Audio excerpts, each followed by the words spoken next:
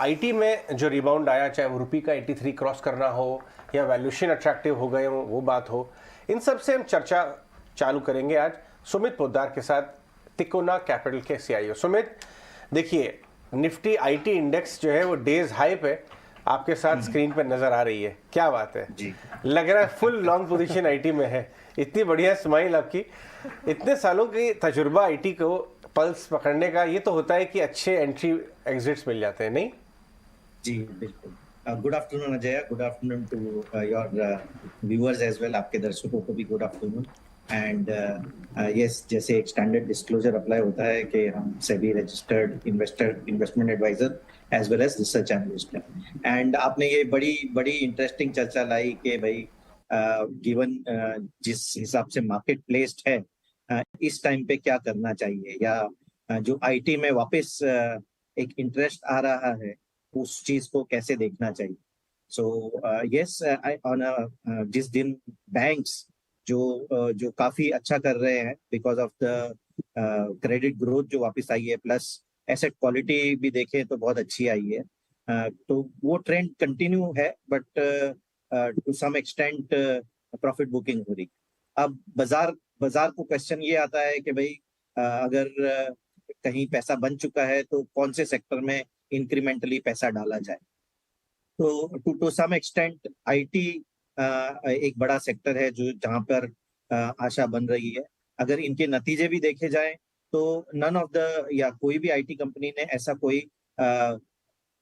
Concern वाली चीज नहीं कही है। They are on track as far as उनके नंबर्स या demand is concern, but at the same time वो ये कह रहे हैं कि हम क्लाइंट्स के साथ we are going closer to the client, या क्लाइंट्स के साथ में उनकी तकलीफें समझने की कोशिश कर रहे हैं, सो दैट वो अच्छे से उनकी डिमांड को पूरा कर सके।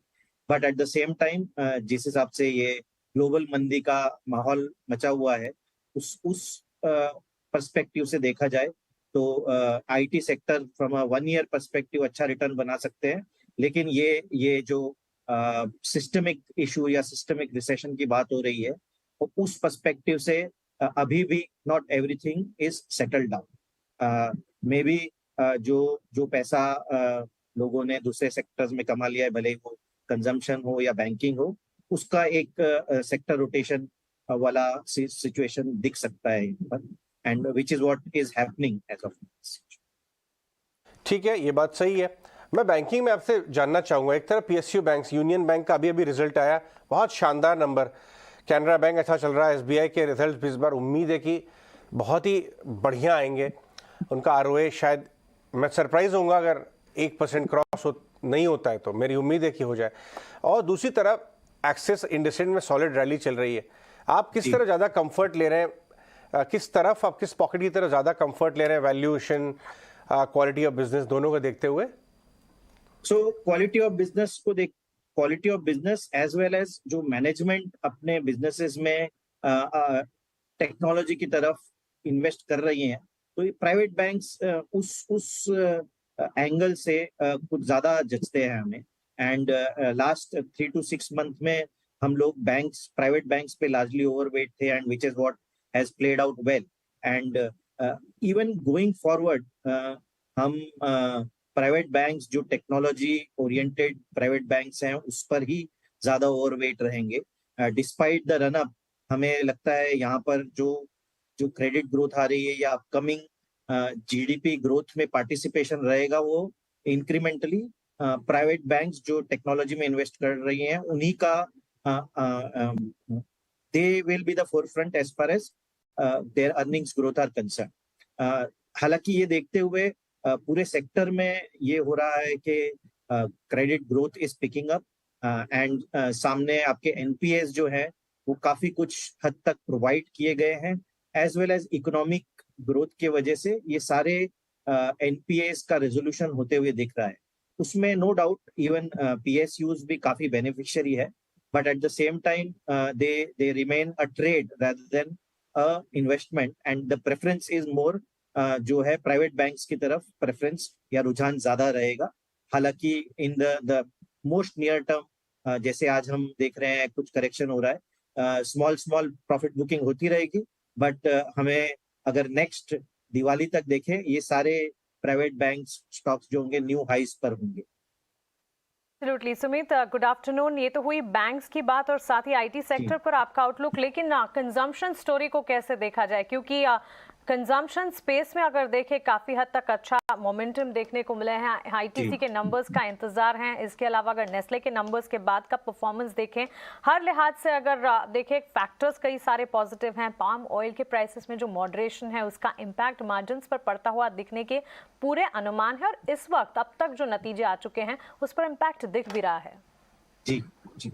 सो कंजम्पशन, आई मीन आपने एक इंटरेस्टिंग अनदर पॉइंट लाया है एक तरह से, जहां पर ग्लोबल रिसेशनरी विंड्स चल रहे हैं। आई थिंक इंडिया का consumption is relatively far better, despite the जो इन्फ्लेशन की बातें हो रही है या महंगाई के वजह से कंजम्पशन कट की बातें हो रही है, उसके सामने एटलीस्ट इंडिया का कंजम्पशन रिलेटिवली बेटर चल रहा है। On and off positivity as well as negativity की न्यूज आइटम्स आती रहती हैं, बट आई थिंक इंक्रीमेंटली हम सबको इस चीज के साथ जीना पड़ेगा। जैसे आपने पाम ऑयल की बात कही, तो जबकि पाम ऑयल 50% ऊपर से करेक्ट हो चुका है, बट लास्ट 1 वीक में अगेन वो 20-22% ऊपर भी जा चुका है। तो एक थोड़ी वोलाटिलिटी का माहौल बन रहा है, but at the same time अगर हम 6 मंथ टू 12 मंथ की बात करें तो डेफिनेटली हमारा रुझान जो है मोर टुवर्ड्स कंज्यूमर डिस्क्रिशनरी है। डिस्पाइट उनके valuations as well as stocks चल भी चुके हैं, भले वो क्यूएसआर हो या रिटेल ओरिएंटेड स्टॉक्स हो या अपैरल वाले स्टॉक्स हो, इन पर हम काफी पॉजिटिव हैं। बिकॉज यहाँ पर क्या हो रहा है, एक तो डिमांड काफी स्ट्रांगली वापस आ रही है कोविड के बाद। सेकेंडली इन सब बिजनेसेस ने काफी कुछ सीख लिया है in the last 2-3 years in terms of उनके सप्लाई चेन को कैसे हैंडल करना है, डिमांड को कैसे हैंडल करना है, प्राइसिंग कैसे हैंडल करनी है, और प्लस टियर 2 टियर 3 सिटीज में रिलेटिवली प्रॉफिटेबल डिमांड जो है वो काफी आ रही है, rather देन जो ऑनलाइन के वजह से काफी डिस्काउंटिंग करनी पड़ रही थी। यहाँ पर काफी रिटेलर्स ने प्रॉफिटेबल ग्रोथ कैसे लानी है उस चीज पे फिक्स कर लिया है। तो हम ज्यादा क्यूएसआर या रिटेलर्स या फुटवेयर ओरिएंटेड स्टॉक्स पे ज्यादा पॉजिटिव है, despite the run up as well as जो वैल्यूएशंस काफी हायर एंड पे हो गए। हमें लगता है 6 to 12 मंथ्स में again along with private banking, ये stocks जो हैं will show a new high as far as next Diwali is concerned. Sumit, पहले तो बहुत शुक्रिया, आप 18 स्वदेश को समय दे रहे हैं। दूसरा, एडवांस में आपको दीपावली की बहुत शुभकामनाएं। अजय ने आपसे आईटी के बारे में पता कर लिया, मानसी ने अपने कंजम्पशन के बारे में पता कर लिया, तो मेरे पास सवाल कुछ बचा नहीं। तो मैं आपसे ही कहता हूं कि आप ही बता दीजिए आप क्या देख रहे हो। अब हम आपसे क्या पूछें, आप ही बताइए ना, आपको जो चीज़ अच्छी लग रही है आप बता दीजिए कि ये चीज़ बहुत बढ़िया लग रही है, आप इसको ले लो, रख लो। जी बिल्कुल, बहुत स्मार्ट मूव डिम्पी जी के मोस्ट ऑफ द बड़े सेक्टर्स जो है काफी कुछ कवर हो चुके हैं, बट इंक्रीमेंटली एक ये चीज कहूंगा दर्शकों को या इंक्रीमेंटली इन्वेस्टर को, देखिए ये स्टोरी जो ये साल फुल एक तरह से कंसोलिडेशन में गया है। ग्लोबल मंदी के कारण अगेन वोलेटिलिटी काफी बनी रही है, and we are at now at the fag end. अगर देखें मेन रीजंस इस पूरे साल में था inflation risk, interest rate risk, and lastly जो था वो सिस्टमिक रिस्क। सो इन्फ्लेशन और इंटरेस्ट रेट रिस्क अब नोन एरिया में आ गया है। सिस्टमिक रिस्क जो है वो एक थोड़ा अननोन या नोन अननोन एरिया में आ रहा है।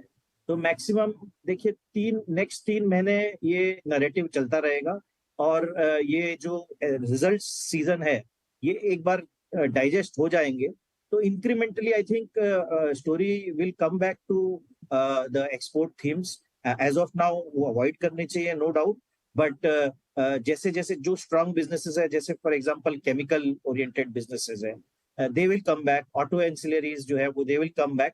मैं अभी नहीं रिकमेंड करूंगा, बट इन पर वॉच काफी रखूंगा। And also the other thing that is likely to happen, या जो चीज होने की अपेक्षा है in the next 1 year, is हमें बहुत स्टॉक स्पेसिफिक खेलना होगा, सिर्फ सेक्टर स्पेसिफिक जो जो पैसा बन चुका है इन द लास्ट 2.5 years, वो इंक्रीमेंटली एक नेक्स्ट 1.5 years के लिए बहुत सिलेक्टिव, बहुत जो प्रमोटर्स अपने बिजनेसेस पे फोकस्ड है उन पे ही ध्यान देना होगा, और ये हर क्वार्टर रिजल्ट्स के हिसाब से ही ट्रैक करना होगा, rather than ब्लैंकेट बाय और अ ब्लैंकेट सेल। सो ये थॉट के साथ मैं आपके व्यूअर्स को अलविदा कहना चाहूंगा, या हैप्पी विशेस कहना चाहूंगा for the Diwali as such. से पहले जरा मिड कैप्स के बारे में तो बता के जाइए, कुछ पटाखा स्टॉक्स नहीं बताएंगे तो कुछ एरियाज मन की बात बाहर आ गई। कुछ मिड कैप नेक्स्ट दिवाली के लिए आपने डिस्क्लेमर तो बता ही दिया, स्टॉक्स नहीं तो एरियाज बता जाइए, हमारे व्यूअर्स कहेंगे सुमित भाई इतने आपके अच्छे मित्र हैं, इतने बड़े फंड मैनेजर हैं, कुछ भी बता के नहीं गए एक्शनेबल। तो देखिए, जैसे हम काफी वॉच रख रहे हैं, जैसे केमिकल स्टॉक्स में मेजरली दीपक नाइट्रेट्स जैसे स्टॉक हुए, उन पे काफी ध्यान है, उनके रिजल्ट्स पे, as well as incrementally how the raw material prices really move into them.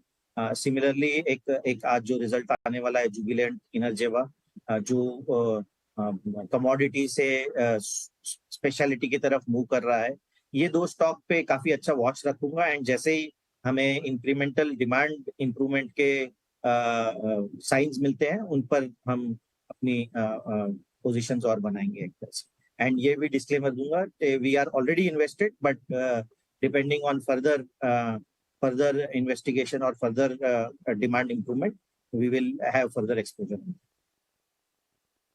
आपका बहुत शुक्रिया हमारे साथ जुड़ने के लिए, बाजार पर और एनालिसिस स्टॉक स्पेसिफिक भी और मिड कैप शेयर्स पर अपनी राय हमारे बीच रखने के लिए। आपको दिवाली की ढेरों शुभकामनाएं हमारी तरफ से।